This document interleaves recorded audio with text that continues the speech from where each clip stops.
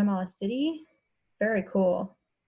All right, folks, as you're coming in, feel free to let us know where you're coming from by dropping your location, your home location in the chat so we can see where you're calling in from. Yes, and Maine and Thailand, New Jersey. Wonderful. Looks like folks are still joining us, so I'm going to give it another minute here. Chicago, Hawaii, Michigan, Connecticut, Virginia, Maine, New York City. Awesome. All right. I think we can get started here. Hello, everyone. Thank you so much for being with us for our Clarktoberfest session today on Study Abroad and Away programs at Clark. We really appreciate you spending the time to be here with us. And my name is Lexi Alm. I'm an Associate Director of Admissions in our admissions office here at Clark, and I am your moderator for today's session, and I have some amazing panelists here with me.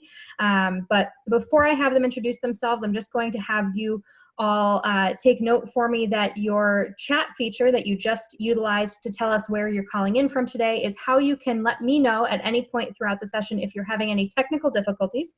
Use the chat for that. But if you have a question throughout the session today, we are not using the raise hand feature, but instead we will be using the Q&A feature. So if you have a question, go ahead and drop it in the Q&A. You can do that at any point throughout the session, but we will have our question and answer period in the latter half of the presentation today. So we have a few prepared remarks and then the Q&A. You won't be able to see your question and answer until we are ready to ask them of our panelists, but feel free to put those questions there whenever you're ready to do so that you don't forget them. And without further ado, I'm going to let my panelists introduce themselves, starting with Alyssa. Hi, everybody. Thanks for coming today. My name is Alyssa Kramer-Briggs, and I am the Director of Study Abroad and Away. And these are members of my team. Awesome. And so on our panel of students today, Ayala, do you want to start?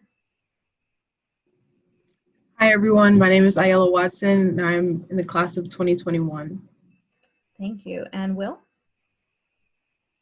Hi, everyone. My name is William Sanders. I am in the class of 2021 and hopefully graduate my master's in another year in 2022. And I studied abroad for 2 semesters. Great. Thank you. And Zach? Hello, my name's Zach, and I'm also the class of 21, and similar to Will, should be graduating in 2022 with my master's. Awesome. And thank you all to my wonderful panelists for being here today. We're going to start off with a short presentation from Alyssa on Study Abroad and Away, what you are all here to hear about. Go ahead, Alyssa. All right, thanks, Lexi. Let me just go to the next slide. There we go. All right, so thank you again for being here, everybody. I know this may seem like a strange time to be thinking about study abroad and away. We're in the middle of a pandemic, so I'm just going to name that right off of the bat. But hopefully we can answer all of your questions today. This is our small agenda, and I'm only going to talk for about 10 minutes or 15 minutes at the most before I turn it over to our student panel and you all can ask them questions. So we're going to talk a little bit about what Study Abroad and Away even is. What does our office do at Clark? Why should you consider studying abroad, especially in a time like this? Where and when can you go? With a little asterisk. How will you pay for it? Always a popular topic. Then our student panel in the Q&A.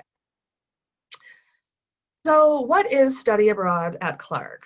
Study Abroad at Clark is the opportunity to engage in 4-credit co-curricular coursework away from the Clark campus. So study abroad, of course, is studying away in another country, away from the United States. Study away is what we consider our domestic programs, which are also run through our office. The important thing to note is that they are 4-credit and co-curricular.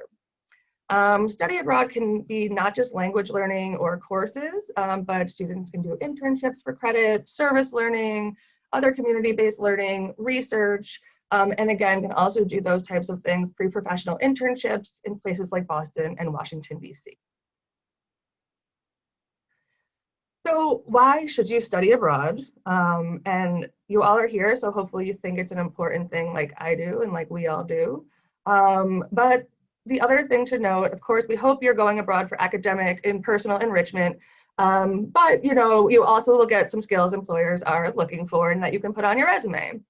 So studies have shown, and I think you'll hear anecdotally as well, that studying abroad will give you a lot of skills that you can't gain in the classroom. Intercultural awareness and global understanding, flexibility and creativity, independence, resilience, problem solving.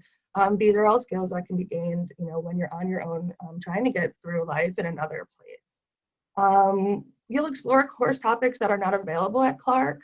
Clark has a lot of really interesting courses, but we're a small liberal arts institution and you may want to take a course we don't offer.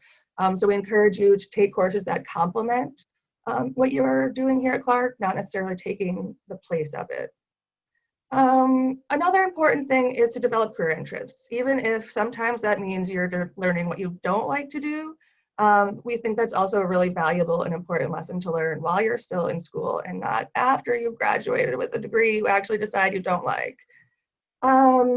Again, you'll engage in internships, service learning, or community engagement, which will give you experience towards getting a job. And, I think if there's nothing that this year hasn't shown us, it's that we are becoming more globalized and more interconnected. And it's just as important as ever to have these international experiences. They're not going to go away. And while it seems like everybody studies abroad, the facts are only about 2% of all U.S. university students do study abroad. So you actually do really set yourself apart by taking part in such an experience.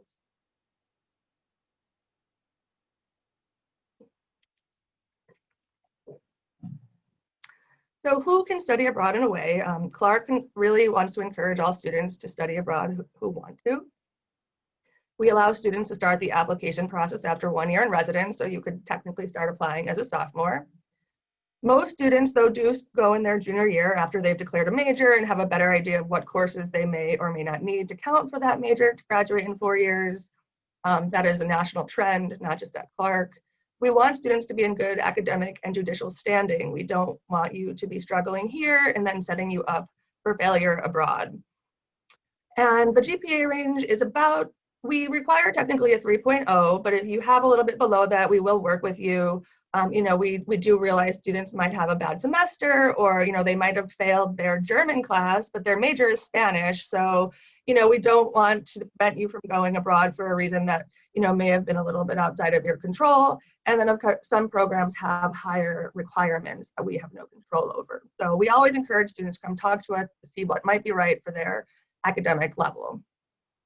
But all students who can go abroad receive academic accommodations. So if you receive academic accommodations, we encourage you to be in touch with the Office of Accessibility Services as soon as possible. It's always better to start that process early to make sure that if you do have accommodations, the place where you want to go can accommodate you, frankly, or the country you want to go, not just the program. So there's important things we need to talk about there. And international students. So I did see there were some folks out there from other countries. We definitely encourage international students to study abroad as well. Unfortunately, not all international scholarships will transfer, but we do try to work with international students to make sure that they can apply for scholarships and other funds that could be applied toward their study abroad experience. So if that's you, you can always just come talk to us and we can see what might be the right path for you. So currently, Clark has about 50 approved programs on 6 continents. So the one continent that we don't have a program yet on being Antarctica, but we hope to get there. We have programs for most majors and languages, if not all. And if we don't have a program for your major, we would work to approve one. And if you truly can't find a program that works to meet your academic, your personal, or your professional needs, you can submit a petition to attend what we call a non-Clark program, but those may require you to take a leave of absence and get transfer credit. But again, we would talk about that sort of when you are ready. Students can go abroad for a semester, a summer, a year, or Clark does have a May term program that takes place in Luxembourg that is not run through this office, but it is offered generally every year for only Clark students to be able to go and study for about a month after the spring semester. And students can go for a year to either one program or like Will did, and like he'll talk about, he went to 2 different places over 2 different semesters. So we do have students doing that as well, more and more. So as I mentioned, we really want your study abroad experience to complement your on-campus experience. So I really like this slide because I think it kind of makes you excited to think about where you could go to study some of the things or to experience some of the things that you're just studying here in Worcester. So for example, we do have students that go to Guatemala, and students can study social change in Latin America in Guatemala, which is, you know, probably going to be a lot different than sitting in the classroom in Worcester, Massachusetts. Although we do have, you know, a very good Hispanic Latinx department here and all of that, it's just a different experience. Or political thought in the Black diaspora in Ghana, for students who might be studying Africana studies. So this is just a sampling of where students can go and the kinds of courses students have taken in the past, and some of the students will actually talk about some of these places soon. So everybody's favorite slide, how will you pay for all of these fantastic experiences across the globe? So Clark, as I mentioned, has an approved list, and for Clark approved programs that happen during the academic year, students do pay their tuition to Clark still. So all of your Clark loans, all of your student loans, all of your Clark scholarships or grants, they will be applied still. So you would pay just the same way you do to Clark, but you would pay housing and any other fees to the program. So in some cases that could be more than Clark if you're living in a penthouse in London. But in a lot of cases, you'll find also that housing can be less expensive than Clark. So for some students, studying abroad can be less expensive than a semester at Clark, although we don't like to guarantee that, but we do endeavor to keep all of our programs at about the same or less than a cost on semester of the cost of on-semester fees.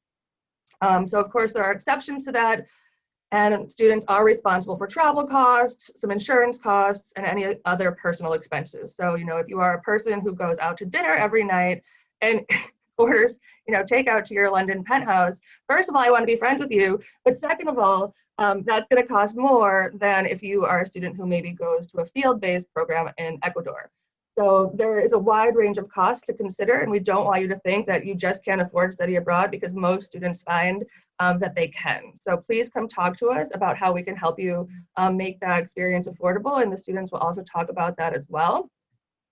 One way we do that is with scholarships and aid. As I mentioned, when students go abroad, they generally can take their Clark aid with them. We do also offer some scholarships of our own through Clark University. A lot of our students apply for external scholarships from the Department of State or other governments and organizations. We also have a lot of good relationships with organizations that give diversity scholarships. And the strange thing about diversity in study abroad is that it's much more broad definition of diversity than you might be used to even in getting into college. So anyone who is not studying abroad in Western Europe, who is not a white woman or is not a humanities major, is actually a non-traditional study abroad student. So if you're a STEM student, if you're going somewhere outside of Western Europe, if you are, insert any kind of different identity that someone might have or a location where they might go, and there's probably a scholarship for that. We have a lot of our writing center, peer writing center tutors, and our offices will help you with your essays. And there's also a lot of the organizations that we work with that offer scholarships. We make that a priority when partnering with an organization that students will go on, that they offer scholarships, both need and merit-based, to our students. So with that, I'm going to stop talking and I'm going to hand it over to the student panel. And if anybody has questions afterwards, they'll be happy to answer them. All right, so I'm going to go to the next slide and then they'll introduce themselves here. Ayala, do you want to start? A is just first in the alphabet. Yes, I can start. Thank you, Alyssa. So my name is Ayala. I am a psychology major with a concentration in comparative race and ethnic studies. And like I said, I graduate next year, so I'm a senior. I studied abroad in Perugia, Italy this past spring semester. So, you know, I didn't complete it all in Italy, but that's fine. We could talk about that later. What was the full name of your program? Myself and Zach, we both studied at the Umbra Institute in Perugia. and I did not participate in any internship or research, but I took all psych classes, and one of them was based on doing research with a organization that helps refugees coming from different countries get jobs in Italy. Awesome. And then one question that's not on here, but what are you involved with on campus? Oh, yeah. Oh, and where am I from too? I don't think I've said that. So I live in Brockton, Massachusetts, but I'm from Panama. And on campus, I'm involved in a lot, but I'm the president of the Black Student Union at Clark. Thanks. Will, you're oddly next in the alphabet. All right, sounds good. Hi, my name is Will Sanders. I am a geography and a Spanish double major, and I'm graduating this year. I studied abroad for 2 semesters. I studied abroad in Sevilla last fall, and then this spring I studied in Pinta, Ecuador, and you know what happened with that. Um, and I did actually, so when I was abroad, I did participate in, so there was an independent study component of when I was in Ecuador, and so like I got to do a little bit of research and also do some like independent work, going to different sites and taking pictures and talking with community members. So that was pretty cool. What was the other question, Alyssa? What do you do on campus? So on campus, currently I'm not in any clubs, but I am doing on-campus research with the geography department. Basically, like we're trying to figure out where the city of Worcester should plant trees to promote like urban canopy growth and like lower temperatures in the city of Worcester. So hopefully they plant actually trees where I say they're gonna plant them. But yeah, that's what I'm doing right now. And where are you from? I'm from Warwick, Rhode Island. Thank you. All right, Zach, you're up. All right, hi everyone. My name is Zach, and I'm majoring in geography and studio art. I'm also a senior, and like I said, I'm continuing into the 5th-year master's program, and I'll be doing the communications program in that. And I studied abroad at the Umber Institute, like Ayala, but I went last fall, 2019, so I missed being sent home.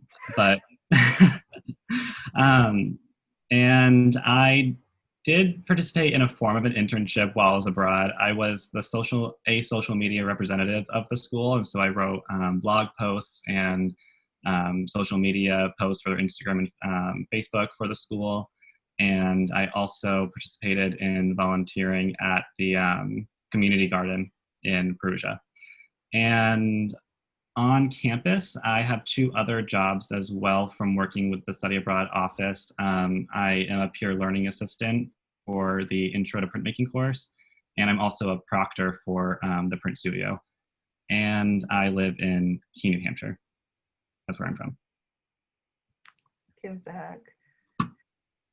All right, Lexi, should I just ask them the questions from the slide, or Sure. is there something more pressing that's come up? We've got some great questions coming up in the chat, but we've still got plenty of time. So why don't we start off with these questions at your leisure, and we'll let everybody chime in from there.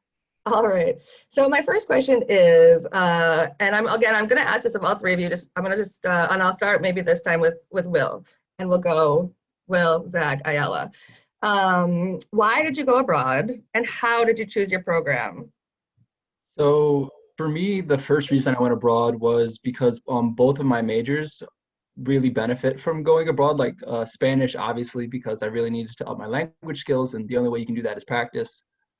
And for geography, it really helps to go to kind of different parts of the world because it kind of helps you conceptualize them in your brain and then understand better how to study them and go about it in a way that actually benefits the communities that you're studying, and like to actually like talk with people. And yeah, I think that's my answer. How did you choose? Yeah, that's how I kind of chose my programs, really, like how they would benefit my majors. All right, Zach.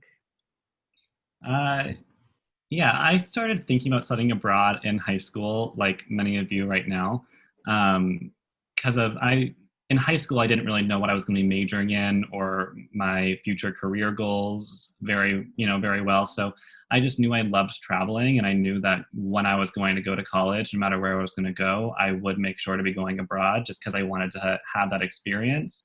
Um, so when I got to Clark and I started looking at the programs that were available, I really was trying to make sure that where I went abroad fit with my major as best as I possibly could. And so luckily with going to Perugia, well, first I had a meeting with Alyssa and she suggested it, and then I researched it and it turned out it would fit really well.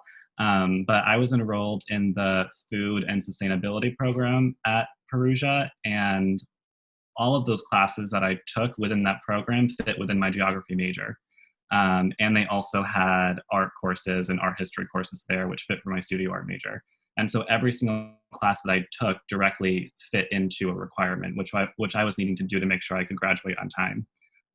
So that's basically why I chose Perugia. I also always had a dream of traveling to Italy. So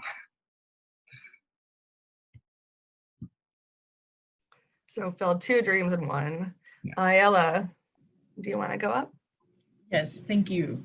Why did I go abroad? I went abroad because so I went abroad the second semester of my junior year, and by then I came into Clark knowing I wanted to do psychology. So every semester I was just getting every single requirement done.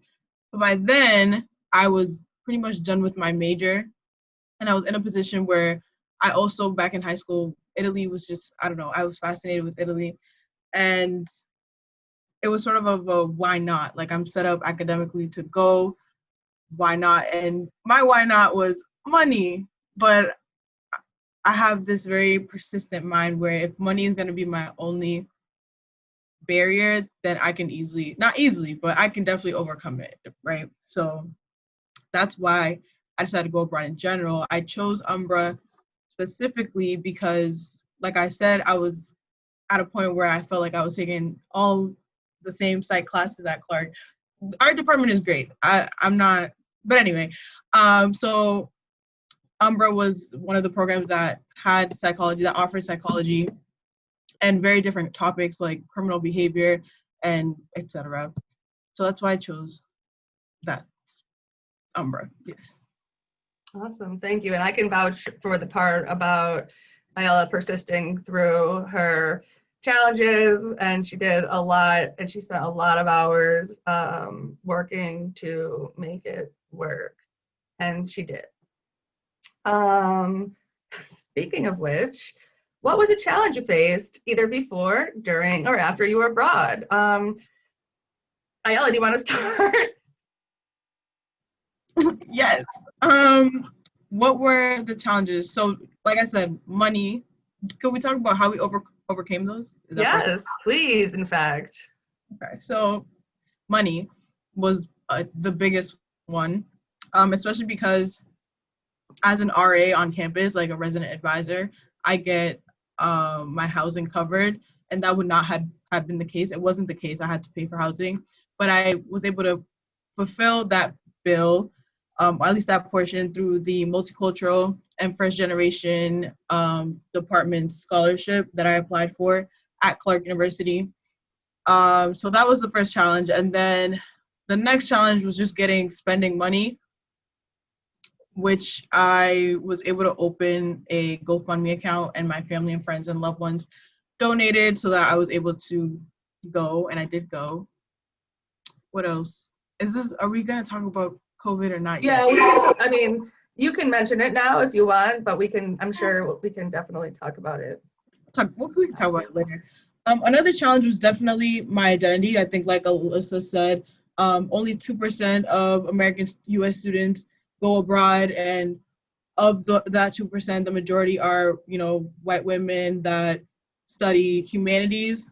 So I study humanities. I identify as a woman, but as a Black woman and as an Afro-Latinx woman, as a Panamanian woman, really, and all of those things, it was very difficult to take that step when there isn't necessarily a model, or there's not a lot of representation of seeing Black women going abroad. But because there is a lack of representation in the majority narrative, I was able to find, books, resources, websites, blogs, all of that of Black women and how they were able to survive going abroad. So yes, that was best. Do you want to touch briefly on what happened when you were evacuated from Umbra as a challenge? I mean, just briefly. Okay. I think it was terrifying being evacuated because I'm very family oriented, and for me to go abroad, it was already very scary to be away from my family. And then at the time, my mother was still back in our home country, and we were all trying to get back to like the US at the same time, and fearing of getting blocked in Italy with people I don't know, a language that I'm not familiar with. It was all very, very scary, but we made it. You did make it. Yeah. Awesome. Will, you want to go next? Sure. So I mean, COVID was the thing that happened. I was also evacuated from, I guess I'll just segue into there. That was probably the biggest challenge, especially just like I had like 2 months left of my program. A lot of people had about 2 months left of their program. And for me, it just happened to go right in the middle. And yeah, I definitely felt like I lost something that I worked hard to get to that point. I'm saying, like, yeah, I was nodding like, yeah, like, and Zach, like, you work really, really hard to make sure your academics are all straight. Like, you have the course you need approved, and then it doesn't work out. And I think that march was dark. That was a dark march.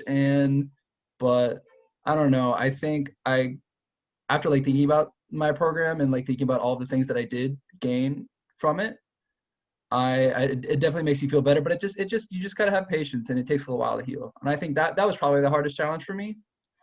Other than that, though, I had for me, when I was in Ecuador, I really loved the program. I liked it more than Sevilla. However, my body did not like it. My body just kind of like fell apart. Like, I just had like, I caught every bug, health thing, like I got it.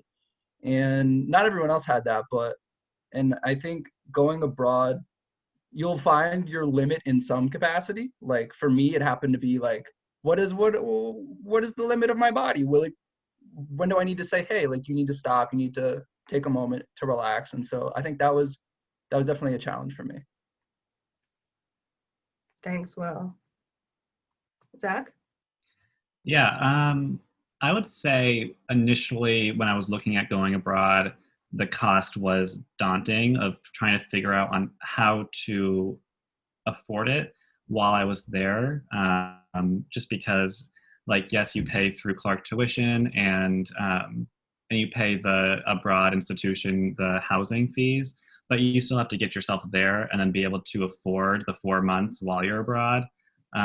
So I definitely knew no matter what I was going to be going. So that was either going to mean taking out a loan, borrowing money, or credit cards. But I was really lucky with being able to apply to scholarships and getting a couple through Clark University.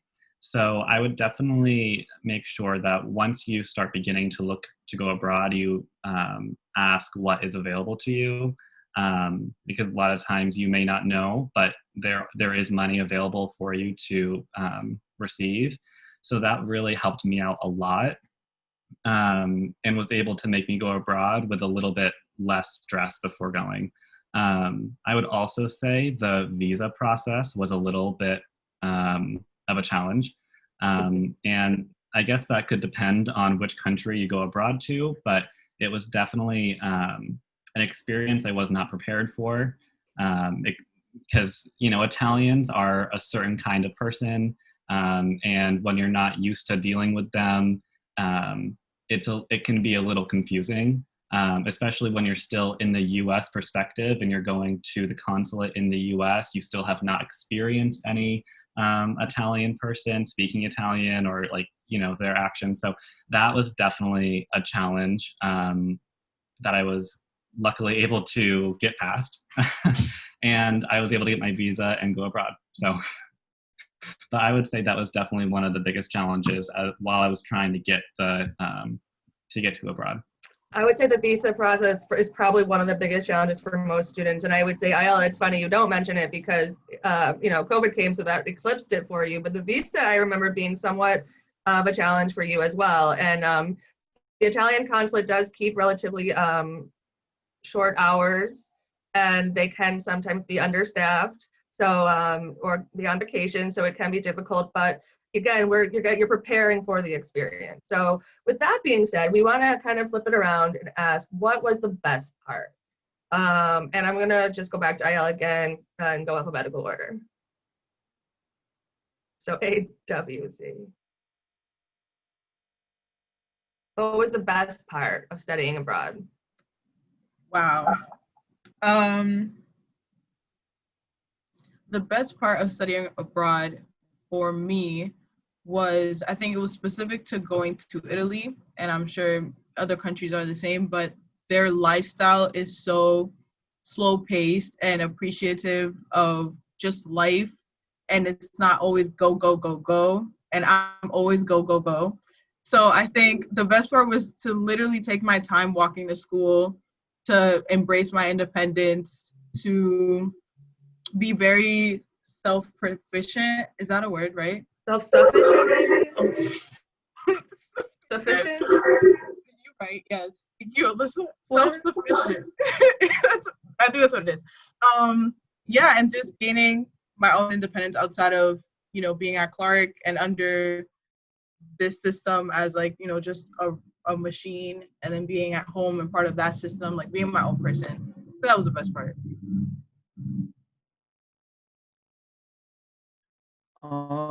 Yeah, I would have to second Ayala on that one. Like Spain and Ecuador are just, everyone's just relaxed. Like you can show up 20 minutes late to things and it's fine. Like no one, you don't have to ask. Like it's just that pressure just isn't on you, and you don't know it's there until it's gone, kind of. But for me, I think the best part was the interpersonal connections I made. When I was in Spain, I did in language like interchange program with the university. So it was like me and like a University of Sevilla student, and we just did English and Spanish together. And that relationship I still have, and still every week we call. And like I volunteered like at a school, and like that was really great. And then just my host family, and then in Ecuador, same thing. Like I got my independent study program through just talking to my host dad's dad, and he just like, yeah, there's like a mine here, it's concerning me. And then we like talked about the history of it, and then I'm like, oh my God, that's a project. And I think the most learning that I did was in my conversations with the people around me. And then that also just, yeah, it just really contributed to my learning and understanding. Yeah, I would also have to say that the new level of independence that you have while studying abroad is something that I had never experienced beforehand. And it was at first a little bit overwhelming, just because you're being introduced to a brand new culture, a brand new country, language, and then also you're by yourself, trying to make all these new friends. But you kind of grow, at least I grew to love it, and it became such a big part of being abroad, was that level of independence where like I don't have to ask anybody if I'm going to leave to go get a cup of coffee, and I can just do it by myself. And like Ayala said, taking your time to walk to school, like people thought I was crazy that I would wake up early, but I would wake up like an hour and a half before class, and I'd walk and go get a cappuccino every single morning before school start. And I just sat by myself looking at the piazza, and like that was one of my favorite things to do throughout the week. So I think that was probably the best part. But with that as well, it was kind of the sense of community that you can get while studying abroad, especially at like a small institute like Umbra. In my semester, there was only about 80 to 100 students. So, and we're all living in the same city and right in the center in the old historic part. And so we're always running into each other. We're always running into each other, like at restaurants, at cafes, through school, through the streets. Like you always have that sense of community. And it was just something that I never experienced here in the US, which was incredible. You're making me want to go to Italy, you guys. Makes me want to go back. But I will just point out that the Italian way of life that you're describing, the slow pace and, not having to worry, sounded great once you were there, but not so great for the visa process. Yes, flip side of the coin. All right, so real quickly, we'll get to the last question. And then how about we go Zach, Ayala, Will? I think that's a new one. If there was one thing that you could tell yourself as a first year or sitting as a high school student even, about what you know now about your study abroad experience specifically, what would that piece of advice be? Yeah, I would say relax. I was definitely stressed, making sure like I was going to go abroad and all these steps and the application, scholarships and everything, and I got really overwhelmed really quickly. But if you want to go and you have the drive to go, you will go. And so, I think I would just tell myself to relax and take it easy and take it one step at a time and just kind of let things play out, because it will play out on your side if you really want to go. I think that's good advice. I think my advice would be that there are people willing to help. I don't have to do it all by myself. A huge part of the reason why I was able to go was because of Alyssa and Evan Wilson. If it wasn't for them, I would not be here in this panel as somebody who had that experience.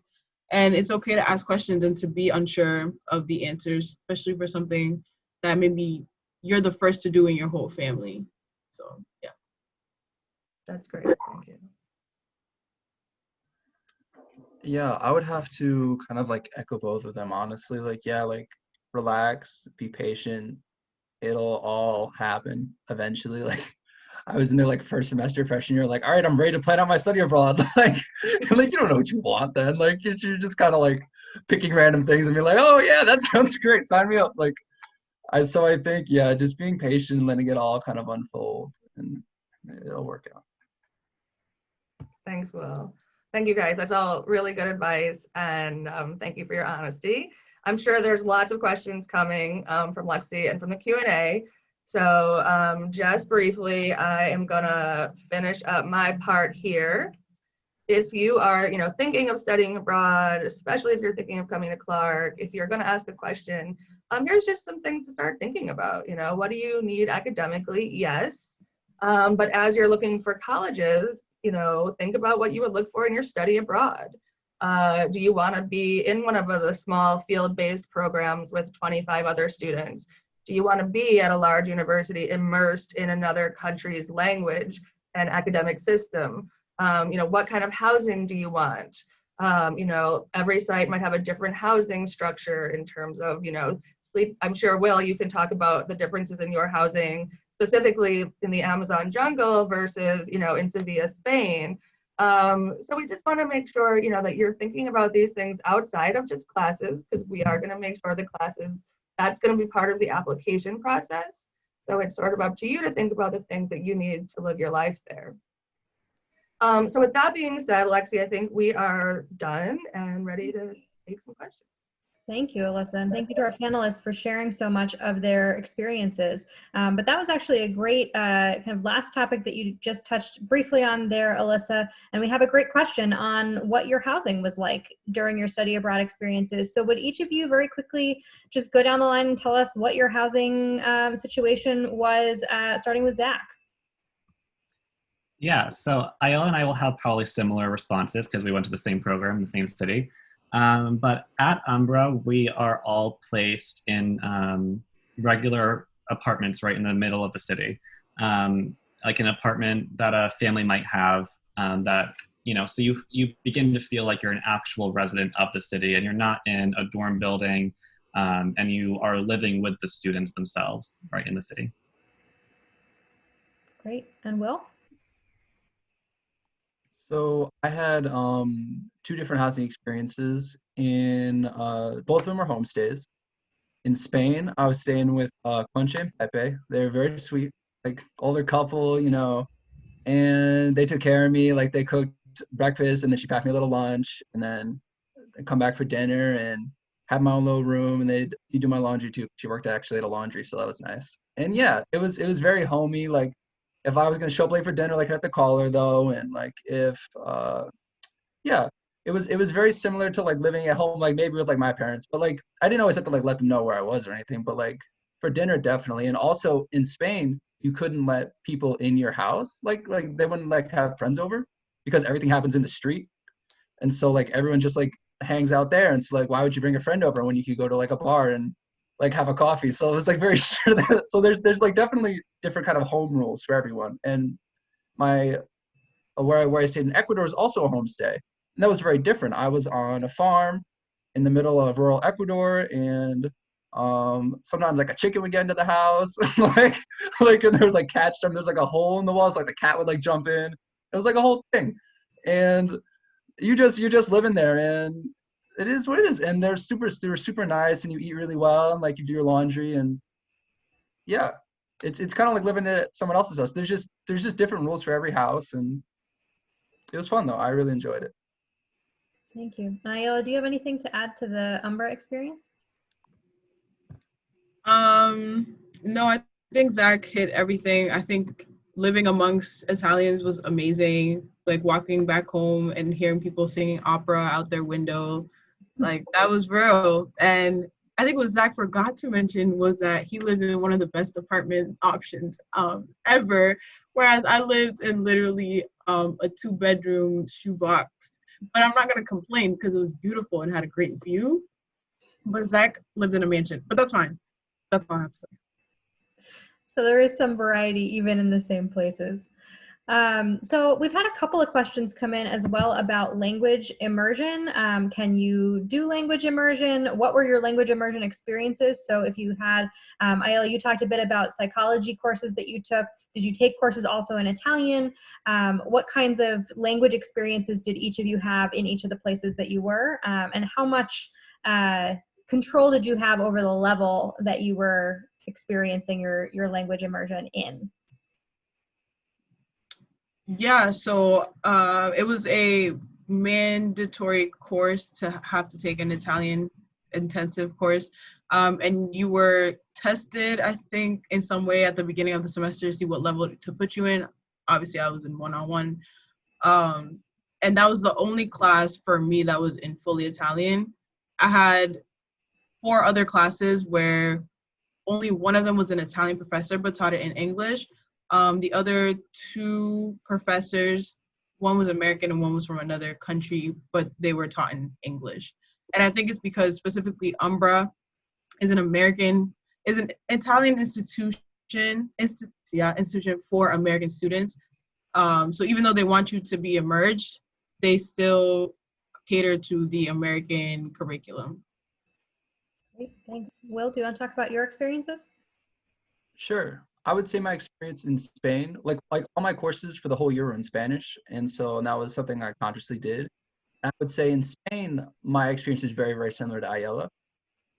In Ecuador, it was total immersion, complete total immersion. There was 10 American students, and then like all my classes, it would be like those 10 students, and then like 30 or 40 Ecuadorian students. And like at home in my host family, I'd be speaking Spanish. Like I wake up, Jerry make dinner, speak Spanish, go out to work in the garden. Alfredo's out there, we're speaking Spanish. Like I'm speaking Spanish 24 hours a day, 7 days a week. And that is actually where my Spanish got way better. But there is definitely like no control, I guess, over, like, just to address the question, there is no really control over it. You just kind of are in that situation. And I think that's kind of like the difference between like that kind of program and then like the other kind of programs that Zach and Ayala and I went on. Thanks. And Zach, do you want to wrap this one up by talking a little bit about how the experience feels to be in a country where you may not speak the language already? And that language immersion, is it scary, was a question that we got. Yeah, sure. So I would definitely say it was a challenge before I went that I didn't mention before. But when I was originally looking at going abroad, I told myself that I was going to go to the UK because I didn't want to have a language immersion because I was too nervous or scared to go to a country that I didn't know the language for. So I then kind of just thought, you know, like just go where you want to go and you'll figure out the language when you're there. And I would say a place like Perugia is a really great balance between full immersion but still being taught in English, where the important academic side, you don't have to stress about it, but out in the social life, you get to speak Italian when you can speak Italian. A lot of people do know English. However, a lot of people in Perugia do not know English. So it was a really cool experience. And then I would also say, like, at first I was a little nervous, but you know, you talk with your hands, you talk with your pointing, you talk with your face, like you figure it out. And I kind of grew to really love having that like struggle of communication and like learning how to communicate without communicating. And then I would go to a huge city like Rome where I would walk in and they would instantly say hello to me instead of saying ciao. You know, it's a completely different experience going to a smaller city like Perugia, where you learn a lot more by being more immersed. So I would try not to get too overwhelmed by a language that you don't know. Thank you for that, Zach. Will, we have a specific request to hear more about your research in Ecuador. Do you mind elaborating a little bit on your project? Sure, absolutely. So the way that my program was structured is we had 4 like core courses, and we took 2 in one community, and then the second half, which we didn't get to do, those 2 courses we taken in another community. And so I was in the Andes for the first bout, and then like we had a 5th course that was an independent study, which we did for the whole course of the semester. And my project was there was a very large sand and gravel mine in the town. And the town was like, we were way up in the Andes. I had horrible altitude sickness. That's beside the point. The town was up above, and then the mine was in the ravine down below. So you couldn't really see it, but you could hear it like all the time. Like the noise pollution was really bad. And also the people in the community had been using the sand from that mine to make concrete and like build their houses. And so, but the thing is the mine had come, like a company from Quito had come in, bought the rights to the mine, and then they were extracting it. And it was really, really polluting the river that was there.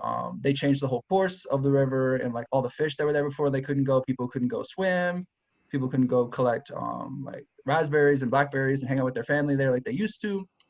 And so for me, like I wanted to document the growth of the mine using like satellites and just like oral history, talking to like Alfredo and like a bunch of other people that live there, and also to go into the mine. And so this is like a little side story. So me and Mario, who was a community member, and another person, Kaylin, we went down to the mine because we just wanted to like take pictures, look around, like kind of be sneaky and do whatever. But we ended up running into someone who worked for the mine, and we just talked to them, and Mario did most of the talking. I don't know what he said to them, but like all of a sudden, like he comes back and he's like, "Oh yeah, we can go into the mine, no problem." And I'm like, "Okay." And so we ended up getting access to this mine, just us. And we took a bunch of pictures, and then we created like a whole presentation that then later at the end of the semester, we did a little presentation to the community about like kind of like the growth of the mine, and then like actual pictures from the mine, because they're not allowed to go in there. And so it was really cool experience to share those pictures, especially with people who remember how it used to be as well. And so really, really the whole project was about kind of like raising community consciousness about the issue that will hopefully lead to like some organization and activism. And that is yet to be seen. That's awesome. Thank you for sharing that, Will. So I'm going to wrap us up here. Alyssa, we had a couple of themes of questions that I wanted to pose to you here to kind of wrap things up. We have lots of folks asking about specific areas that they're interested in studying or specific locations. Can you just talk a little bit about your approach to how you advise a student on choosing a study abroad location that's right for where they want to be in the world and also right for what they want to study? And can you just tell us a little bit more about that? Yeah, absolutely. So, I mean, I get asked that question a lot. And, you know, a lot of times students do come in saying, you know, this is where I want to go. And definitely geography is something to consider when you're going abroad. In particular, if you're studying French, you probably want to go to a Francophone speaking country. You know, if you're studying Spanish, you probably want to go to a Spanish speaking country. But But we always advise students that there's, like I mentioned earlier, all these other things to think about in terms of what you're looking for. Is it a homestay? Is it a dorm? Do you need accommodations? What classes are you looking for? So we have on our website, in fact, which is just clarku.edu/study abroad. I'm sure you've been to it. I'm sure you're going to spend your weekend looking over it. But we do have a few different ways that we encourage students to look at how they find their program. And, you know, we do have a variety of programs, a wide breadth of programs for all majors. Like I mentioned, we have programs in the domestic programs that, you know, in DC, in Boston, for political science majors or any other major.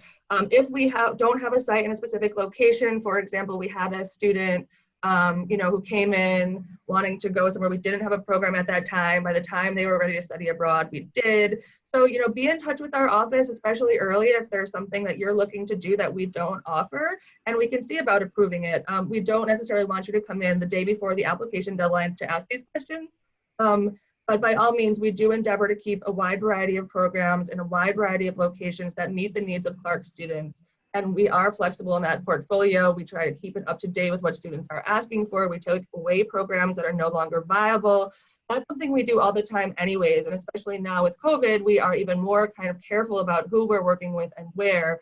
One other thing I do want to say also is that we are doing sort of an evaluation of all our program partners and making sure that we are working with partners who are mindful of the communities in which they're in, and that they are decolonizing their curriculum and that they're engaging in diversity and equity initiatives. So these are all things that we're also looking forward to in the next couple of years. And so definitely just come talk to us as early as possible, I would say. That was a long way of saying that. Wonderful. Thank you, Alyssa. So unfortunately, that wraps us up. We are out of time today, but I did want to say that if we were not able to get to your question, please feel free to either reach out to the admissions office. Our email address is on the screen, admissions@clarku.edu. We are happy to answer your question or pass it along to Alyssa and her team if it's a question that's better suited for them. And we're always happy to help, and we would love to get your questions answered one way or another if we weren't able to answer them live today. But I want to thank my panelists for being with us today. They did a wonderful job, and it was great to have them on here with me. And I want to thank you all for attending. I will just say that there are a number of wonderful Clarktoberfest sessions still yet to come. We've got over half the month left to go, so do check out the Clarktoberfest lineup at clarku.edu/Clarktoberfest. We hope that you're enjoying our programming and that you have a wonderful rest of your day. Thanks, everybody.